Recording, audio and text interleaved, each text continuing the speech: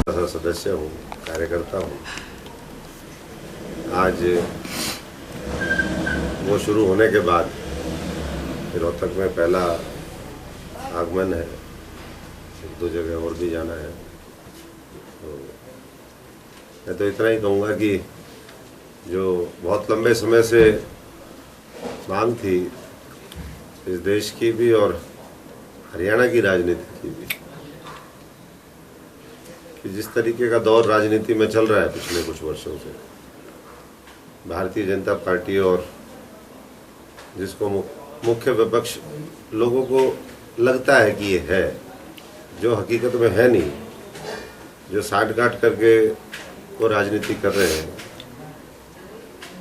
उनके खिलाफ ये लोगों का तैयार किया हुआ मोर्चा आने वाले समय में मजबूती से हर वर्ग की आवाज़ लड़ने का काम करेगा।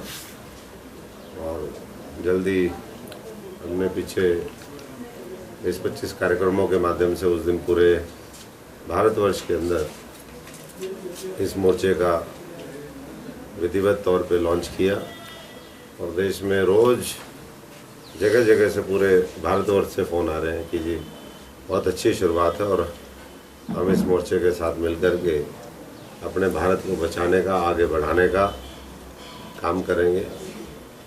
रोहतक के साथियों का भी मैं आभारी हूँ जिन्होंने 25 तारीख को ये अपने कोरोना काल में अलग तरीके के प्रोग्राम के माध्यम से इस तरह के एक मोर्चे का गठन हुआ है, टेक्नोलॉजी का इस्तेमाल करते हुए, क्योंकि ये संभव नहीं था कि 200-300 लोगों से ज़्यादा कहीं भी हम मीटिंग कर सकते। दिल्ली से भी उसकी लॉन्चिंग जरूरी थी, तो हरियाणा के विभिन्न जिलों में, जिला मुख्यालयों में, संसदीय क्षेत्रों में भी ये प्रोग्राम हुआ और देश के कई अन्य राज्यों में भी हुआ। अब धीरे धीरे सब जगह लोगों से मिलेंगे, जाएंगे, उनकी समस्याएं सुनेंगे, उसका समाधान करने की कोशिश जो हो सकती है संभव वो करेंगे और एक बहुत अपार संभावनाओं के साथ नए नेतृत्व को जमीनी स्तर से लेकर के, जो साधारण परिवार के हमारे साथी हैं, गैर राजनीतिक पारिवारिक पृष्ठभूमि से हैं,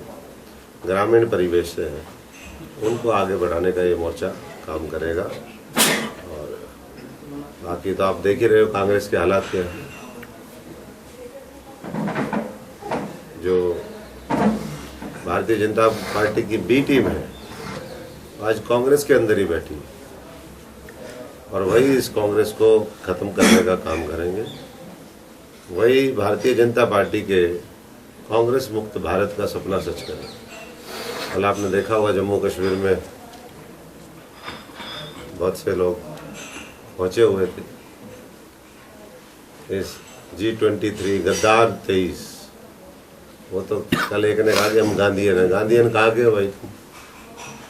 गांधी की जो विचारधारा है उसका तो तुम्हारे पास पसंद भी नहीं है, तो कहाँ की गांधी की विचारधारा? तो ये गद्दार 23 है जो आने वाले समय में कांग्रेस के भी टुकड़े टुकड़े करेंगे।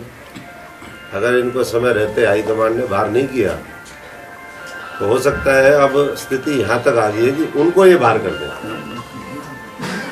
क्योंकि इनके अंदर ये बीजेपी की बी टीम कांग्रेस के अंदर, वो कहते हैं ना हमारे अंदर जातिवादी तुम, अत्याचारी तुम, हरियाणा को जलाने वाले तुम, तो ये गांधीवादी होते हैं। तो धीरे धीरे अभी तो मोर्चे का आज पहला दिन है, मेरे ख्याल से बहुत ज़्यादा नहीं, सारी चीज़ें समय जब आएगा धीरे धीरे बताने का काम करेंगे। लेकिन आज दुख की बात यह है कि 90 दिन बीतने के बाद भी 3 महीने से ज़्यादा हो गए किसानों को, कमेरे वर्ग को बॉर्डर के ऊपर बैठे हुए, और सरकार आज भी नहीं सुन रही है। तो मोदी जी मन की बात, आज भी मैं सुना है कि मन की बात कुछ करेंगे वो।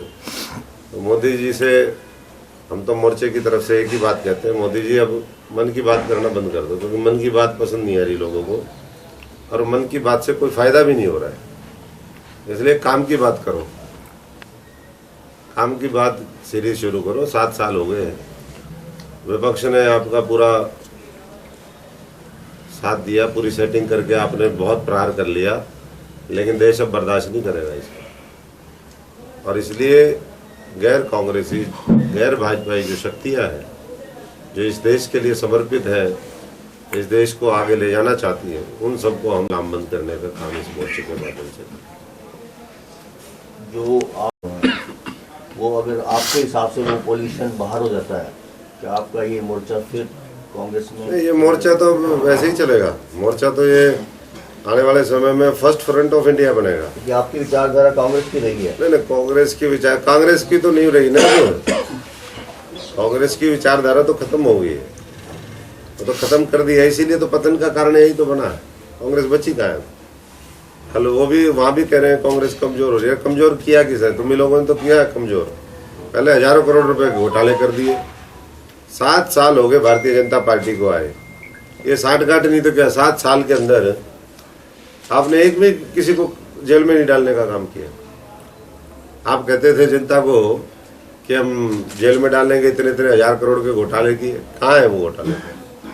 या तो जनता को गुमराह किया आप लोगों ने और वोट लिए, या आप उनके साथ साठगांठ करके फिर दोबारा गुमराह कर रहे हैं। तो चीजें बहुत हैं तमाम, तो इसलिए कांग्रेस का तो वापसी का कोई मतलब बनता नहीं है। कांग्रेस तो खुद ही जो है अच्छे अच्छे लोग सब खत्म करने में लगी हुई है, और इसलिए वहाँ जिसको बचना है और जिसको देश बचाना है, वो मैं समझता हूँ कि हमारे मोर्चे का हिस्सा बनेगा और आने वाले समय में मजबूती से हम लड़ाई लड़ेंगे। तो जैसे आपने अक्सर जिक्र किया कि वो G23 गद्दार 23, हाँ G23 वो वहाँ गए, कश्मीर के अंदर गए, कपिल सिब्बल ने फिर मतलब जो है ना कांग्रेस हाई कमान को निशाना साधा। मैं कह रहा हूँ अगर इनको समय रहते नहीं बाहर किया तो तीनों को बाहर करेंगे ये मिलके सारे। यही तो मोदी के साथ डील है इनकी, और है क्या? उनके साथ डील ही यही है इनकी कि कांग्रेस को अंदर रह करके कमजोर करते रहो करते रहो करते रहो, और एक समय ऐसा आएगा कि या तो कांग्रेस टुकड़े टुकड़े हो जाएगी और नहीं तो फिर इनका कब्जा हो जाएगा। इनका कब्जा भी हो जाए तो भी भारतीय जनता पार्टी को और मोदी जी को सूट करता है, और वही वो करवा रहे हैं। पिछले 7 वर्षों में यही उन्होंने करवाया है, और उससे पहले ही 2014 के चुनाव से पहले ये काम शुरू हो गया था। जो ये अंदरूनी सेटिंग का सिलसिला है ये पहले से शुरू हो गया, और इसलिए जो है अब कांग्रेस विपक्ष की भूमिका निभाने में असक्षम है, और मुझे नहीं लगता कि वो दोबारा कभी दोहराएगा।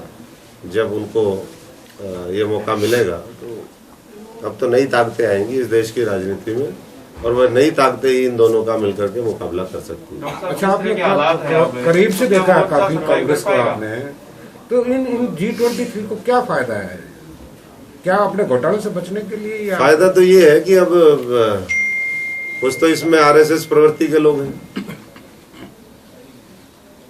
तो आकर के, क्योंकि पुराने समय में ये कहा जाता था ना कि कांग्रेस में तो सब तरह के विचारधारा है, तो संगम है। अगर आप आज़ादी की लड़ाई में देखो उस समय भी बहुत तरह के लोग इसमें थे, तो उन्हीं में से कुछ लोग जो आज भी हैं वो इसको अंदर से रह करके कमजोर भी करेंगे। और दूसरा जो आपने बोला जेल वाला मामला, इनको जेल की रोटी जो है वो आज नहीं तो कल खानी ही पड़ेगी। कौन खिलाएगा, सवाल ये है। जिस तरह के हालात राजनीति के, क्या आपका मोर्चा सरवाइव कर पाएगा? राजनीति के हालात बहुत बढ़िया है। मैं तो कह रहा हूँ कि विकल्प की जरूरत आज देश के अंदर है, प्रदेश के अंदर है। मोर्चा सरवाइव नहीं करेगा, मोर्चा इस देश को भी बचाने का काम करेगा। इस देश के 130 करोड़ लोगों की भावना के अनुरूप काम करेगा, और इस राष्ट्र को महान और शक्तिशाली बनाने में अहम भूमिका इस मोर्चे की आने वाले दशकों तक रहेगी। सर, आपसे ये पूछना था, कल जम्मू में जो कांग्रेस ने शांति सम्मेलन किया है उसमें वो भगवा रंग के पगड़ियों में दिखे थे, तो इसका क्या संकेत हम माने? संकेत यही है, दिल्ली में और हरियाणा में दूसरी पगड़ी होती है और जम्मू कश्मीर में जाकर के वो पगड़ी बदल जाती है। तो ये कहीं ना कहीं जो आंसू थे मोदी जी के पार्लियामेंट के अंदर, और उधर से दूसरे पक्ष का भी था, तो वो तो वैसे ही दुनिया ने देख लिया। मैं तो इस बात को आज से तो नहीं कह रहा, मैं तो बहुत पहले कह रहा हूँ। ये लोग बीजेपी से मिले हुए हैं, ये भी बीजेपी का कुछ काम करने के लिए गए थे सारे वहाँ, बिना उसकी क्लियरेंस के। आज तक और किसी का सम्मेलन क्यों नहीं हुआ? 4 जो है मुख्यमंत्री, पूर्व मुख्यमंत्री जम्मू कश्मीर के जिंदा है, 3 नजरबंद रहे पिछले 1-1.5 साल, चौथा बाहर रहा। औरों को कोई प्रोग्राम नहीं करने दिया जाता, चौथा जाकर के वहां पर शांति सम्मेलन। ये होने से क्या शांति सम्मेलन हो गया? शांति है क्या वहाँ? ये शांति का नाम लेकर के वहां पर बीजेपी के एजेंडे को आगे बढ़ाने के गए हैं, और इनका जो सरगना है वो यहीं का, हरियाणा का पूर्व मुख्यमंत्री इनका सरगना है। और जब तक ये इस बात समझ में देश को नहीं आएगी, प्रदेश को नहीं आएगी, ये प्रदेश इसी तरीके से जलता रहेगा, पिसता रहेगा, पीछे जाता रहेगा। अगर इसको बचाना है आगे लेकर के, क्या कि हरियाणा को जलाने वाले, मतलब बिल्कुल 2016 के दंगों में क्या भूमिका रहेगी? भूमिका आप सबको पता है। रोहतक वालों को अगर भूमिका नहीं पती तभी तो नाच हो गया हरियाणा का। आप सबको पता है भूमिका किस किस की क्या क्या थी और किस किस ने क्या क्या किया। प्रकाश सिंह रिपोर्ट कमेटी की अगर रिपोर्ट आ जाए तो पता नहीं कितने लोग अंदर जाएंगे। अरे वो आज नहीं आएगी तो कल आएगी, आनी तो है ही। वो बीजेपी और कांग्रेस दोनों ने मिलकर के वो रिपोर्ट क्यों दाबी हुई है? आज कितना 2016 में वो घटना घटी, 16 फरवरी के बाद आज कितने हो गए? 5 साल हो गए।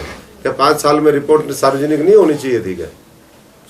यही तो सारी यही मिली भगत है, और इसी को ये मोर्चा एक्सपोज भी करेगा और ऐसी ताकतों के खिलाफ लड़ाई लड़ेगा। बख्शेगा नहीं बिल्कुल किसी को। इस देश को बर्बाद नहीं होने देंगे हम। फौजी और किसान मजदूर की औलाद है। तो डॉक्टर साहब, जैसा आपने कहा कि आप पहले कहते रहे थे कि ये G23 कांग्रेस का बेड़ा गर्क करेगी, और ये प्रूव भी होगा जिस तरह से गुलाम नबी आजाद की विदाई हुई है, हाईकमान ने किस तरह का रेस्पॉन्स दिया है, ये प्रूव भी हो गया है। लेकिन आपकी बात क्यों नहीं सुनेगी? कौन लोग थे ऐसे जो आपके आगे अड़े? वो तो सबको पता है, ये गिरोह है ना, ये G23 गिरोह। ये एक ही काम करता था, रोज कान में जाकर के तवर न्यू, फलाना न्यू, ये न्यू नाश कर दिया हरियाणा की कांग्रेस का भी और देश की का भी। तभी तो समुद्र में कूदना पड़ रहा है। अगर सारी चीजें समय पे होती, सारी चीजें ठीक रहती तो समुद्र में दोनों कूदना तो पड़ता। उनकी क्यों सुनते हैं एकदम? कान के कच्चे हैं क्या? कान के कच्चे नहीं, मजबूरियां होंगी कुछ, वो तो वही बता सकते हैं। और मजबूरियों ने ही तो खत्म कर दी कांग्रेस। इसीलिए तो मैं कह रहा हूँ, जब तक अगर कठोर, देखिए नेतृत्व क्या होता है, इतिहास उठा करके देख लो। नेतृत्व जब तक मजबूत फैसले नहीं लेता, डिसिप्लिन नहीं होता, चाहे सेना हो, चाहे राष्ट्र हो, चाहे घर हो, परिवार हो, जब तक मजबूत निर्णय नहीं लेंगे, सही को सही नहीं कहेंगे, गलत को नहीं गलत कहेंगे, तब तक इसी तरीके से होता रहता है। और वो हो रहा है कांग्रेस के साथ। तो आपकी कार्यकारिणी कब तक बन जाएगी? नहीं, कार्यकारिणी नहीं, ये तो देखो लोगों का मोर्चा है, और इसमें लोगों ने ही तय करना है कि इसका स्वरूप कैसा होगा। ये तो फ्री फ्लो है, पूरे देश में चलेगा। लोग आएंगे, मिलेंगे आगे। मेरे पास तो रोज अभी राजस्थान से फोन आए बहुत लोगों के, पूरे देश से, साउथ से फोन आ रहे हैं, केरल से आ रहे हैं। जर्नलिस्ट, बड़े बड़े जर्नलिस्ट कह रहे हैं जी हम आपके मोर्चे के सदस्य बनना चाहते। तो मैं तो मोर्चे का जो उत्साह है, ऑफर आपके लिए नहीं, सभी के लिए ऑफर है। जिसको देश बचाना है, आपकी अगर देश बचाने में इंटरेस्ट नहीं है तो कोई बात नहीं। अगर आपका देश बचाने में इंटरेस्ट होगा तो आप मोर्चे के साथ भावनात्मक तौर पे भी जुड़ेंगे और सार्वजनिक तौर पे भी उसको करेंगे। ये देश बचाने की लड़ाई, ये राजनीतिक प्लेटफॉर्म नहीं है, ये तो सामाजिक और जो है आने वाले समय में देश का एक नया नेतृत्व तैयार करने का हमने यही काम किया था और यही सोच करके राजनीति में आए थे। और जब हमें ये ऐसा नहीं लगा कि भाई अभी डिटेरियोरेशन हो गया है सिस्टम में, तो फिर उसके बाद हमने अलविदा कह दिया। डॉक्टर साहब, पेट्रोल और डीजल के भाव लगातार बढ़ रहे हैं, गैस भी बढ़ रही है, क्या लगता है कि महंगाई और भी बढ़ने वाली है, और क्या सरकार रोकने में सक्षम है कि नहीं है? सरकार तो खुद इस महंगाई को बढ़ाने के लिए जिम्मेदार है। अगर सरकार तरीके से काम करे, अंकुश लगाए, तो ये जो महंगाई है ये कंट्रोल हो सकती है। सबसे पहले तो डीजल और पेट्रोल के दाम जब आप पूरे दुनिया के अंदर वो रेशनलाइज होकर के कम है, तो हमारे देश के अंदर इतने क्यों हैं? तो सबसे पहले तो उसमें कमी होनी चाहिए।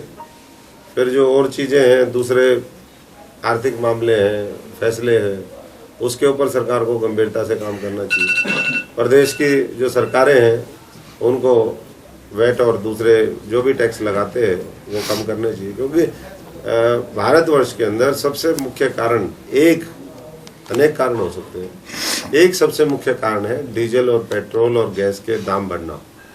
और गैस भी 400, 500 रुपये ऊपर बढ़ा दिए, और विपक्ष कुछ कर नहीं रहा। पहले तो विपक्ष का डर होता था, और जब तक डर होता था जनता का भी होता था, लेकिन अब डर नहीं, जनता बेचारी क्या करे, क्योंकि जनता को तो ये लगता है कि ये हमारी लड़ाई लड़ेंगे, वो अगले खुद ही मिले हुए हैं। अगर ये आंदोलन मजबूत खड़ा कर देते तो आज 10 लाख लोग होते बॉर्डर के ऊपर, 10 लाख लोग। लेकिन अगलों के पास फोन आ जाता है शाम को, कोई फोन कर दे तो पूछ ले कि जी हाँ क्या करना है, फोन काट, फोन काट। ऐसे तो इतना तो डर है, भय। तो ऐसे भय से जो है ना, जो भय से राजनीति करते हैं विपक्ष वाले, वो कुछ ये तो 6 साल हमने इस कांग्रेस को संभाल लिया था। अगर इनका बस चलते तो ये मॉडल पहले ही लागू हो जाता है। तो जो आज चल रहा है, ये तो हरियाणा में जितनी मजबूती से लड़ाई हम लोगों ने लड़ी, आज उसी का है कि हरियाणा कांग्रेस खड़ी दिख रही है, और ये फिर लिटा देंगे इसको। तो अब तो आपने मोर्चा बना लिया, अब किस तरह की विरोध? नहीं, अब तो हम सारा घूमेंगे फिरेंगे, सारे लोगों को इसको लामबंद करेंगे, और उसके बाद पूरी मजबूती से लड़ाई लड़ेंगे, लोगों के हितों की रक्षा करेंगे। किसान आंदोलन का समर्थन करेंगे आप पूरा? मैं तो पहले से ही समर्थन में, मतलब सब जगह जाता हूँ, आता हूँ सारी जगह, और जहाँ किसान भाइयों को जरूरत है उनके साथ हम पूरी मजबूती से खड़े हैं। सर, आपने कहा है कि सामाजिक मुद्दों पर ये मोर्चा खड़ा रहेगा, और कुछ भी आंदोलन होता है तो वो पहले सामाजिक शुरू होता है, फिर बाद में राजनीतिक रूप ले लेता है। चाहे किसान आंदोलन की भी बात करें, उसमें हर प्रदेश की सरकार, चाहे महाराष्ट्र की बात करें या हरियाणा की बात करें, उसका समर्थन कर रही है। तो आपका मोर्चा भी उसका समर्थन कर रहा है, तो क्या हम माने कि ये राजनीतिक मोड़ लेगा?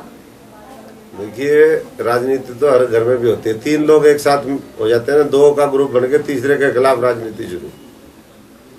तो ये तो राजनीतिक तो मामला क्या बनेगा क्या नहीं, लेकिन अभी जो भावना है वो हमारे को देश प्रदेश के जो महत्वपूर्ण ज्वलंत मुद्दे हैं उसके ऊपर लोगों के साथ खड़ा होना है, उनको लामबंद करना है, और लोगों को हकीकत बतानी है कि आज लोकतंत्र को खतरा किससे है, कौन कौन से पार्टियों से है, कौन कौन से लोगों से है, कौन कौन सी विचारधारा से है। बाकी फैसला तो लोगों ने करना होता है, जितनी जल्दी जिसके समझ में आ जाएगी। अब लोगों का देखो, ये कोई राजनीति जो है लोगों का प्रोफेशन नहीं है कि वो गहराई से उसके बीच में पत्रकार है आप और हम, तो चलो 24 घंटे में से 18-20 घंटे इसमें वो लगाते हैं। कोई नौकरी पेशे वाला है, कोई हाड़ी पाड़ी है, कोई और कुछ काम करता है, कोई व्यापार करता है, उनका ये प्रोफेशन नहीं है, इसलिए वो 24 घंटे उतनी उसकी गहराई में नहीं जाते। आप पत्रकार आप लोग हैं, आप जितनी पत्रकारिता की गहराई में इसके जो न्यूएंसेस हैं, जो इसमें अच्छाई बुराई है, वो जितना आप बारीकी से समझ सकते हैं, अशोक तंवर नहीं समझ सकता। ऐसे ही राजनीति की जो गहराई है, इसके अंदर जो गंदगी है, कमियां हैं, खराबी है, अच्छाई है, उसको जितना मैं बेहतर तरीके से समझ सकता हूँ, और मेरा काम यही है कि वो चीज़ें जनता के सामने आने वाले वर्षों में हम उसको बहुत स्पष्ट तौर पे रखें ताकि वो अच्छा फैसला कर सकें। अच्छा डॉक्टर साहब, जिस तरह आपकी छवि है, आपके जिस तरह से शुरुआत हुई राजनीति की, किसी के नीचे नहीं रहे, आपने एक अलग पार्टी का गठन किया, मोर्चा बना। अब उन लोगों में से कितने लोग आपके संपर्क में हैं? अगर हम हरियाणा की बात करें, जो पार्टी में आना चाहते हैं, 1-2 के नाम बताएंगे? संपर्क में सारे ही संपर्क में आ जाते हैं।